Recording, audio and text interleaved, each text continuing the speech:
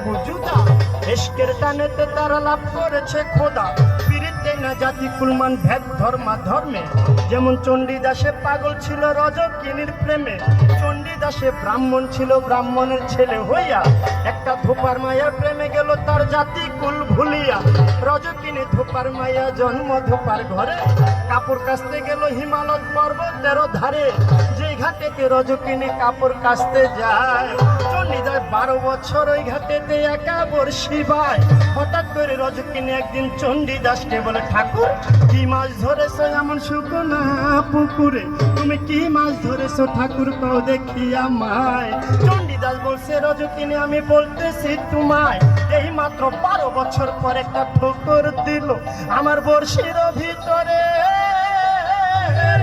রজকিনী চালাক ছিল, কথা বুঝতে পারে। তুমি কি শোনাইলা প্রাণের বন্ধু, তুমি কি শোনাইলা মোরে মন প্রাণীর লোকারিয়া, পাগলিনী করে পিরিত রতন পিরিত যতন রে পিরিত।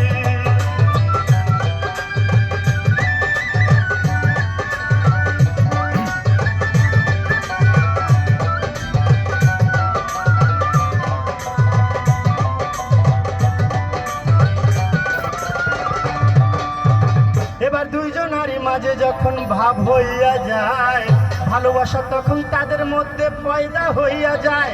এবার ভালোবাসার করে রজকিনী একদিন একটা কই মাছ ভাজিয়া ঘটির ভিতরে ভইরা দিল চণ্ডীদাসকে খাইবার লাগিয়া। ঘটি লইয়া চণ্ডীদাসে বাড়ির দিকে যায়, রাস্তার মধ্যে পাইল তারে, পাইল এক ছোকরায়। ছোকরা দলে ডাক দিয়া চণ্ডীদাসকে জিগায়, ঘটির ভিতরে কি এনেছো দেখাও তুমি আমায়। চণ্ডীদাস বলছে, তাজা কই মাছ আনছি, দেখার কিছু নাই। এবার রাস্তা ছেড়ে দাও, আমি বাড়ি চলে যাই।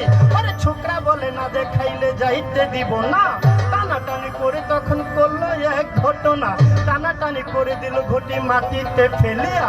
মনে মনে চণ্ডীদাস তখন উঠিল ভাবিয়া, ওর মিথ্যা কথায় বুঝি আমি পরে গেলাম ধরা পড়িয়া। ইশকের টানে ভাজা কই মাছ গেল তাজা হইয়া রে, পিরিত রতন পিরিত যতন রে।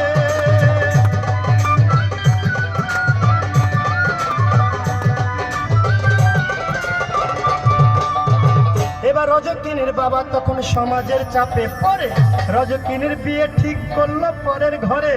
যেই রাস্তা দিয়ে রজকিনী স্বামীর বাড়ি যায়, সেই রাস্তার মধ্যে চণ্ডীদাস একটা বট গাছ দেখতে পায়। সমাজের চাপে চণ্ডীদাস রজকিনীকে দেখার নিষেধ ছিল, রজকিনীকে দেখবে বলে বট গাছের মাথাতে উঠিল। পরে নিচে দিয়ে রজকিনী স্বামীর বাড়ি যায়, আর উপর দিক থেকে চণ্ডীদাসের লক্ষ্য করে চায়, আর ছাড়ে শুধু চোখের পানি।